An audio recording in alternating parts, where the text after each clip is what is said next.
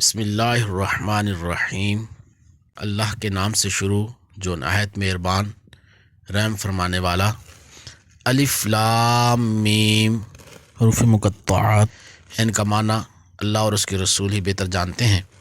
ذالک الکتاب، ذالک وہ، الکتاب کتاب، وہ بلند مرتبہ کتاب، لا ریبہ، لا کا معنی ہوتا ہے نہیں، ریبہ کوئی شک، ذالک الکتاب لا ریبہ وہ بلند مرتبہ کتاب جس میں کوئی شک کی گنجائش نہیں۔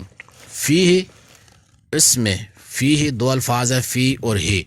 فی کا معنی ہوتا ہے میں اور ہا کا معنی ہوتا ہے اس میں ہدن، ہدن کا معنی ہوتا ہے ہدایت، للمتقین، یہ بھی دو الفاظ ہے، للمتقین، لام اور المتقین۔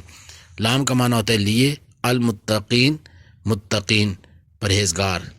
فیہ اس میں ہدل للمتقین ہدایت ہے متقین کے لیے۔ الف لام میم، الف لام میم، ذالک الکتاب لا ریب وہ بلند رتبہ کتاب جس میں کوئی شک کی گنجائش نہیں۔ فیہ ہدل للمتقین اس میں ہدایت ہے متقین کے لیے، اس میں ڈرنے والوں کے لیے، پرہیزگاروں کے لیے ہدایت ہے۔